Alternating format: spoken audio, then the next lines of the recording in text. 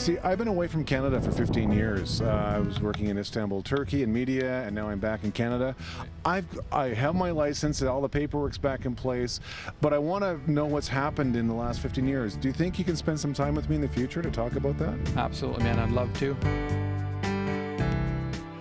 And yes, airplanes are a big part of my life. I've been flying airplanes since I was 16, and I was in gliders when I was like 13. And today, this afternoon, morning, whenever you happen to be watching the program, because of technology, we can watch television anytime and any program, so there's no excuse not to watch my show.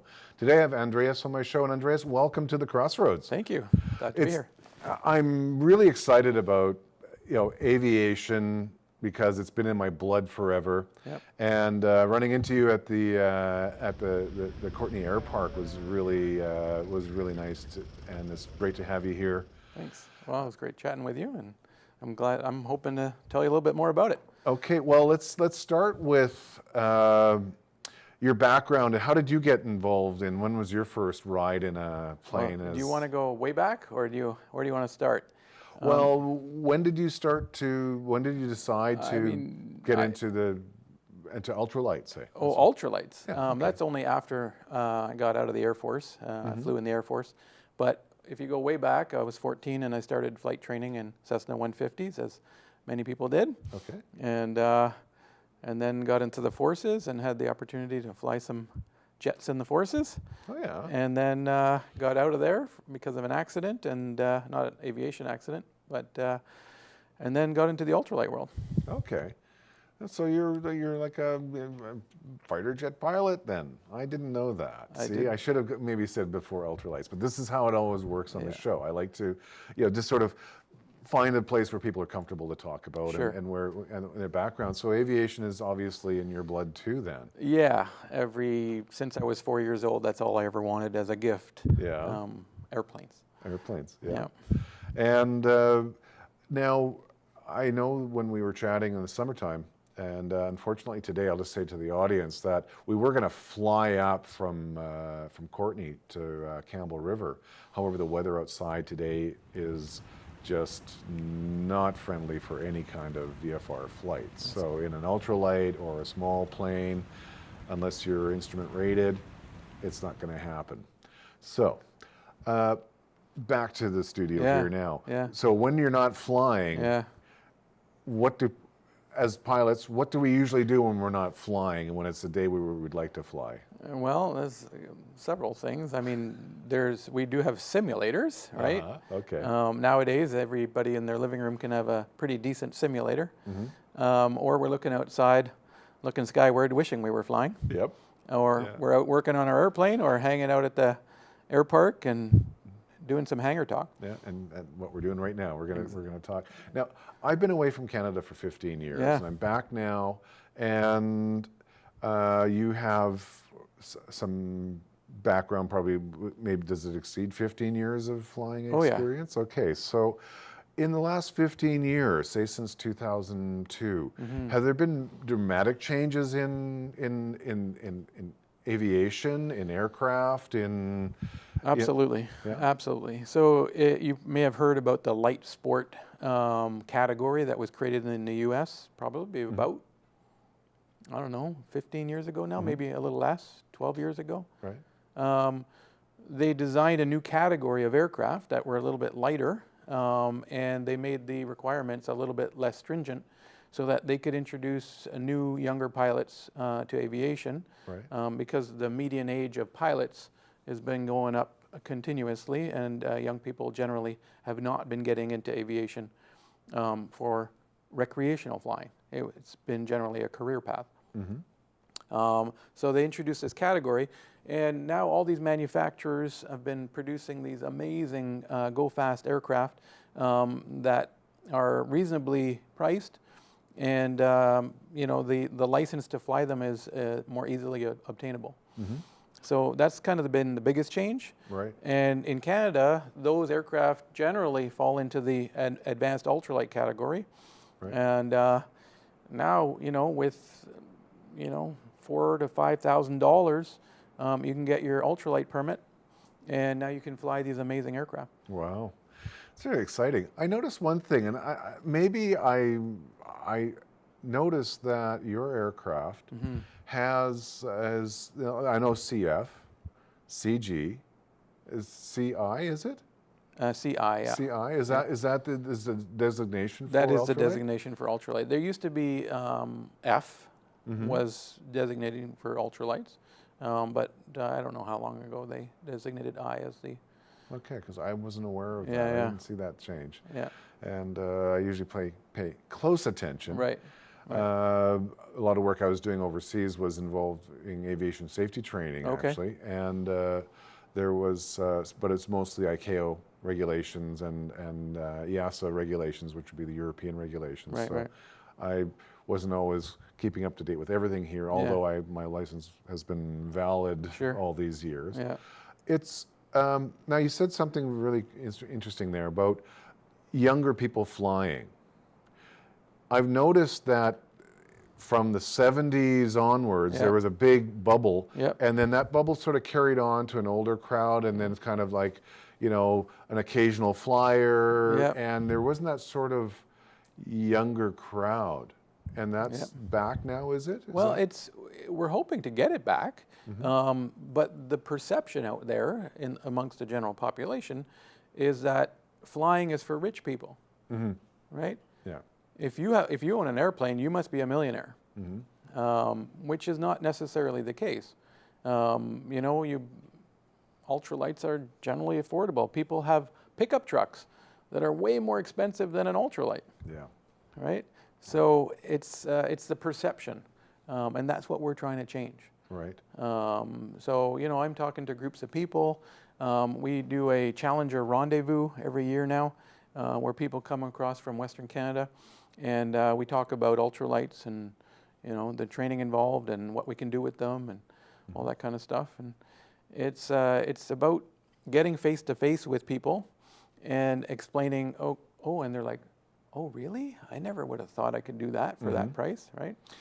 Well, that's what I found when I ran into you at the air park. Is that what was it, the lawn chair with a motor the flying on lawn the chair, back, flying lawn chair, and you know, and it's come a long way from that. And you're mentioning like high performance aircraft. Yeah.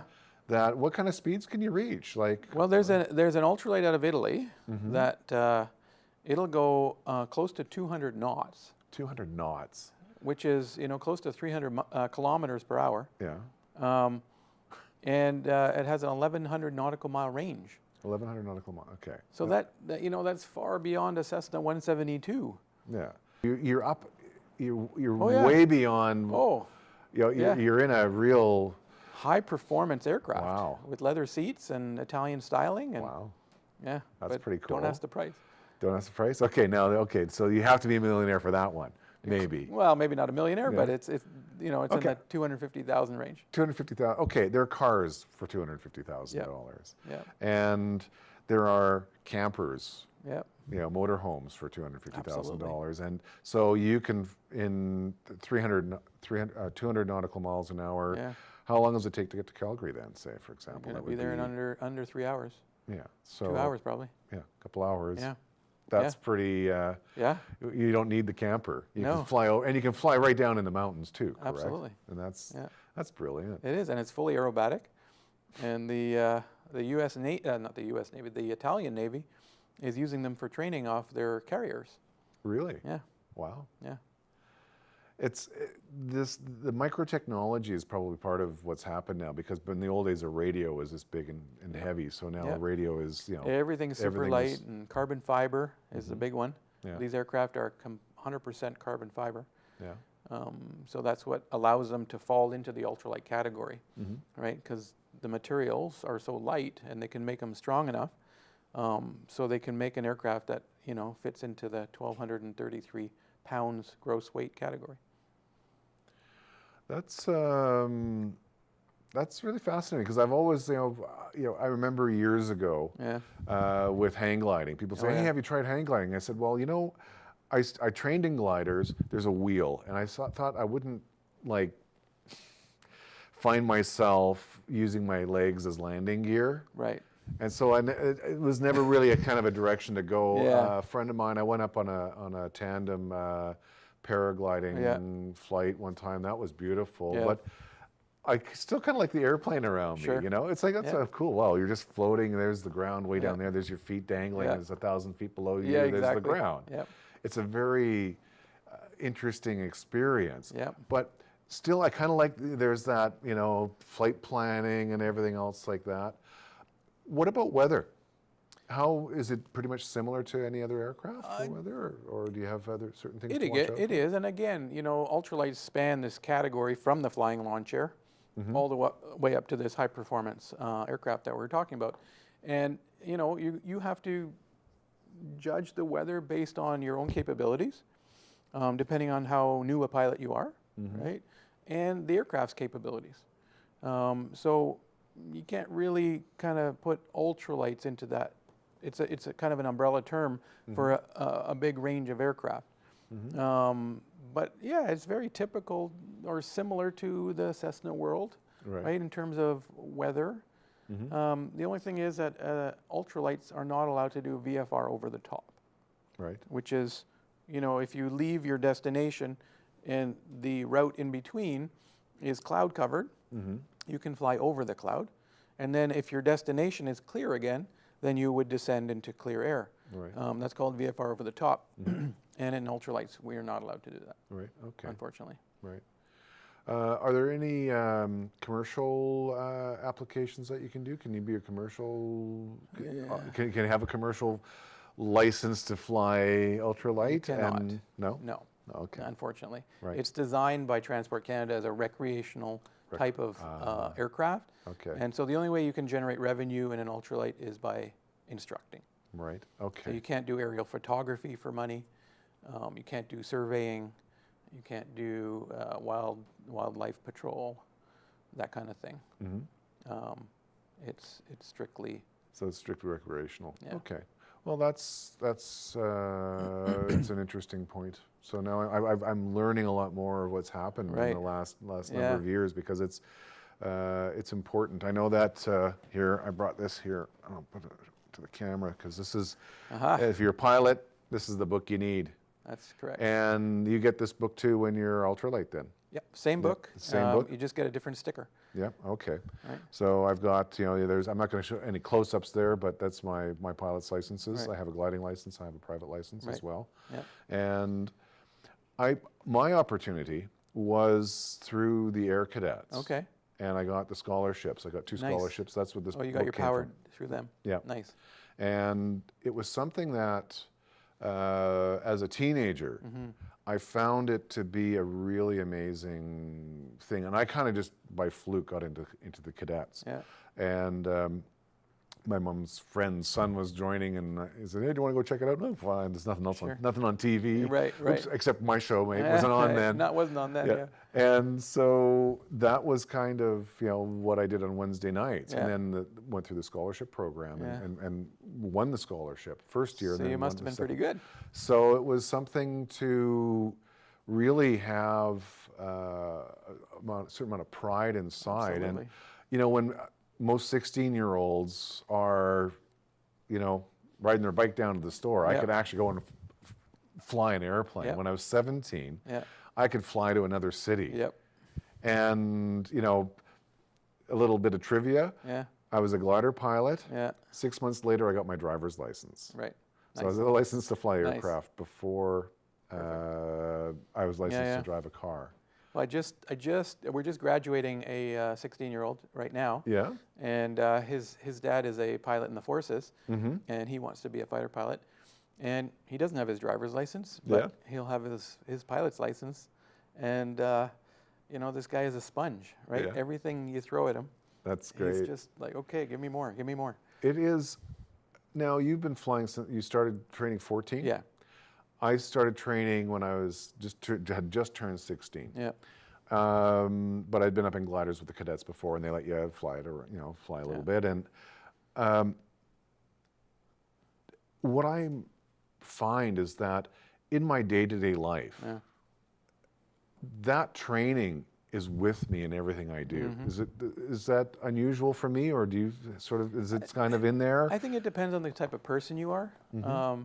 You know, I analyze things. I look at flying and anything else that I do from a physics point of view generally. Mm-hmm. And so, you know, you can use your piloting skills and your piloting knowledge in your everyday world. Mm-hmm. Not everybody is like that, I'd say, Yeah. but I think it's a personality trait. Yeah. Well, it's just, I find that, you know, if I'm going to do something, I sort of, you know, I do a little bit of flight plan. Oh, sure. Like, you know. Yeah. You know, the shopping list isn't that crazy, but Right, you know, right, you know, but right. if you're going to start a new project or Yeah. something, you always, you know, you check the weather, you Sure. check, you know, how much fuel you have, but you're not checking, maybe not checking fuel, but you're sort of Yeah. going through a list of all the different variables and Yeah. something. And I've always sort of kept that with me. Yeah. And Well, I it's a find good skill to have. and that's something that, you know, it you know, gives you a certain amount of self-discipline and faith in yourself, trusting yourself. When, in a similar vein, I find that, you know, there's only about 115,000 pilots in Canada. Everybody from commercial, military, to ultralight pilots. Wow. And so you think about that, there's what, 35 million or so people in Canada? Yeah. It's a tiny percentage.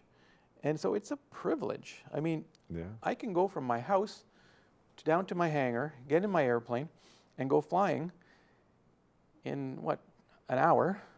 And I'm flying my own airplane around here. You know, that is a privilege. Yeah. I mean, it's unbelievable. I've always loved that expression that people say, you know, stop the world, I want to get off. We can. Yeah. You know, yeah. you can just get away and just look at the world from a totally different perspective on your own. And you're saying what, it's like around $5,000 for $5,000 for your for- permit or less. If you're quick, if you're a quick learner, it'll be closer to $3,500. Wow. You know, That's and a private pilot's license is in the $16,000 to $18,000 range. Is it? Well, I'm dating myself, but when I was when I got my license, I think the prices were around $3,000 for a private license. Yeah. Way back when. Yeah. And it's the industry, given the fact that, you know, I bought into an airplane, I paid a couple $1,000s to buy into an airplane Yeah. as a group. Do people do that with ultralights? Yeah. There's actually one right now that's up for a half share. You know, people have multiple aircraft, multiple ultralights, and you know, you can only fly one at a time. Right. And so they're like, well, why don't I share the cost? And it's even beyond that. Now you get more people engaged. So now you can get multiple aircraft going somewhere. Because that's Right. part of the fun, right? You get 3 or 4 Yeah. aircraft. Oh, let's fly to Kamloops, Yeah. right? And we'll go low over the river or whatever if you're on floats. Yeah. And so it's kind of a road trip, but you know, with a bunch of airplanes. Yeah. It's fun. Yeah. Well, we used to call the, you know, I used to fly from Boundary Bay, where my Yep. plane was hangared, and fly out to Penticton, and you know, go for a burger. Yeah, the $100 burger. The $100 burger, yeah, or fly to Chilliwack for pie. Yeah, that's 'cause that's the place for pie apparently. I hear that might be changing though. It's already changed. It's already changed. Yeah, I think they moved to either Langley or Pitt Meadows. Oh. But there still is pie on the Lower Mainland. Yeah. Just not in Chilliwack Not in anymore. Chilliwack. Okay, because that was, you know, a funny story was that a friend of mine asked me if I could take him and his dad up for a flight, because his dad was a navigator in the Second World War. Okay. And he trained out of Boundary Bay or Abbotsford, I forget. Anyways, I picked them up. We flew around, and we went up. We're flying along and going over the Lower Mainland, and I said to him, I says, oh, you know, I said I would have gone east, but it's a little cloudy, so we're going to go over the, you know, Bowen Island and over Vancouver. And he says, yeah, Chilliwack, the pies. I'm like, what? Back in the 40s, Really? Chilliwack That long? It's been that long. Wow. They used to fly from Right. from Boundary Bay to Chilliwack and go for Wow. pie. So Right. it's a long-standing tradition, Right. which unfortunately has changed. But Well, my only association with Chilliwack was I did my basic training there. Did you? Yeah, Okay. At the base there. Oh, right. In November. Oh, In the rain. in the rain. Yeah. Wow. You were Air Force, and how long were you in the Air Force for?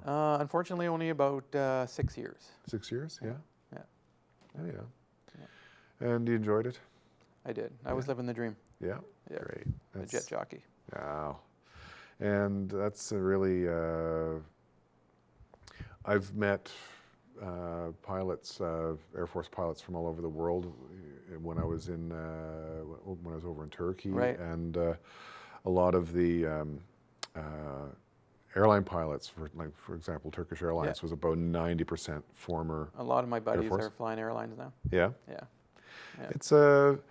It's an interesting twist, because with that, there's sort of, I guess, two or maybe three groups of pilots now. There are pilots that they train and they go straight into commercial. Yeah. There are pilots that train in our Air Force and then go into commercial. And then is there another group, do you know of? Or? Absolutely. There's the bush pilots. Right. So you train in the civilian world, and then you fly up north. Sometimes for a few years, sometimes you get hooked, and you stay there forever. Mm-hmm. And yeah, there's a lot of ex-bush pilots as airline pilots as well. So there's kind of that route, and then there's the whole rotary wing helicopter world. Right. Yeah, we haven't even gone there, but that's Yeah. another. It's like a concert sound system and a home stereo. They have speakers, but they're totally different. Exactly. Totally different. It's like oil and water. Yeah. They're both liquids, but they don't mix. Well, that's great. We're going to take a little break right now, and I'll be back with Andreas in a few seconds. Awesome. To further the aviation theme, I'm here with Dale Earhart. Dale. Thanks for taking some time out for me at the Crossroads. And what do you got behind you here? This is a replica World War I fighter plane called the Newport 11. And that's a replica. That's a beautiful aircraft. Is this? Did you build this yourself, or is this? It was sort of a partially completed project. I bought it from a gentleman down in Nanaimo. He had it, I would call 90% done, but it needed 90% to go. So there was a lot of work to add to it. Yes. Great. Well, for the show, I'd really like to spend some time with you. I know you're busy. It looks like you've got a bit of work to do here, so I'm going to let you continue. But in the future, I'd like to come down sometime and spend a little more time, and you can give us a little more of a tour of the aircraft. Is that good? Sure. We're hoping to get the wings on it by the end of this week and have it up flying. And with the weather permitting, we'd like to fly it this weekend.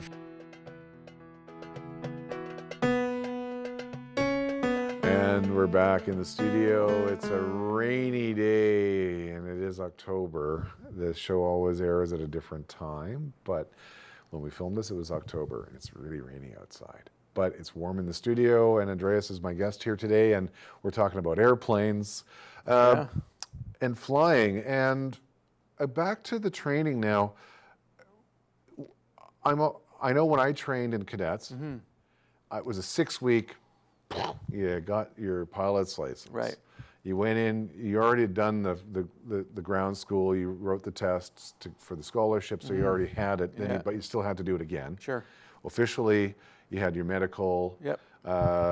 We were stationed up in Vernon, where I got my license, up at the base there. There was 11 Air Cadets and 1,000 Army Cadets. Wow. Those stories will not be repeated here. I'm sorry, they're just too crazy. I bet. But they were lots of fun. That 6-week period, of course, there's rain in there and everything else and weather, so it was actually down to about 4 weeks of actual training time.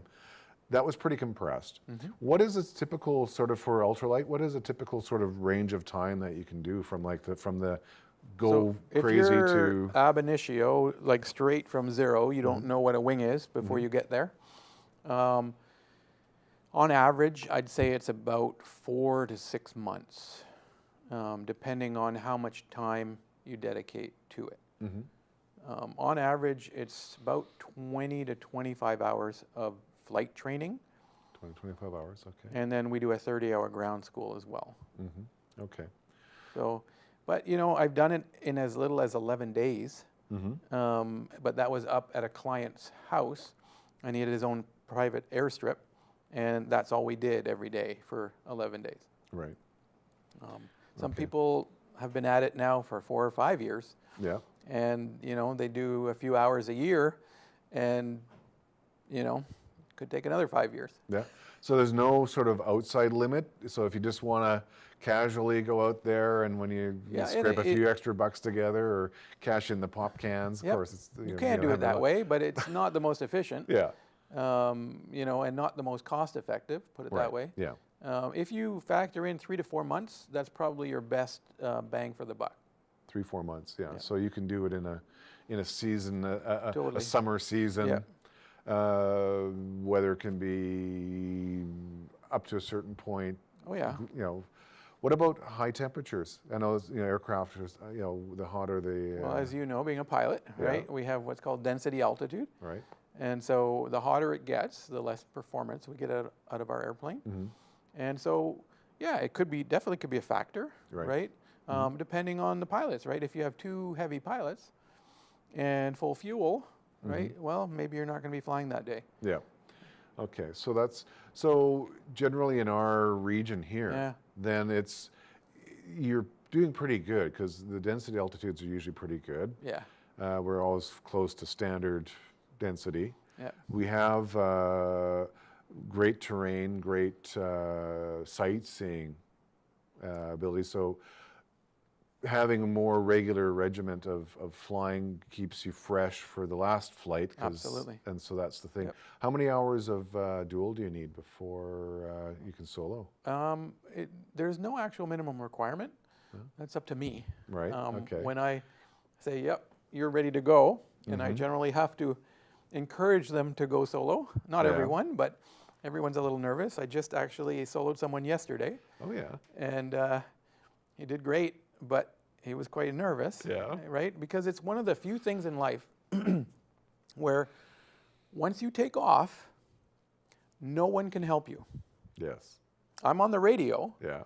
but I can't get up in the cockpit and help him Yeah. or her. Right? Yeah. So you're up there. As soon as the wheels leave the ground, you're committed. Yeah. And you have to do it. Yeah, you explaining that now. I'm reliving my 2 first solos. The first solo for glider, of course, will be the most memorable. Yeah. Where you're just shaking. Yeah. And then rolling. You give the signal, and you're rolling down the grass field, and then the tow plane goes up, and you lift up a bit, and then the tow plane comes up, and as soon as you pop off the ground, it's just like. Focus. Exactly. And so what was the reaction when your student landed? It's like most. I mean, it's the permagrin and permagrin. It's it's a special day. Yeah. It is a special day. Yeah. You work really hard to get to that day. Yeah. You know, becoming a pilot is not easy. There's work involved and there's commitment involved, not just financially, but mentally. Right? You're going to have some tough days in the cockpit. And you get down and you feel like throwing in the towel. Yeah. Right? Am I ever going to learn this? Yeah. And you got to push through that. Yeah. And then when you get to go solo, and then, you know, a few weeks later, typically you get your license, it's pretty special. It is. It's, you know, well, one thing I have to say now is on that note, we've run out of time. Oh, really? Yeah, and there's a lot more to talk about. Oh, We're going to get together talk about this forever. when the weather's better again. Maybe we can do an interview out at the air park. Absolutely. I'm Martin Anthony. The show is Martin at the Crossroads. Thanks to Carrie High for the volunteers today. And to everyone out there, we'll see you again real soon. Thanks a lot for watching. MartinAtTheCrossroads.tv is how you reach me.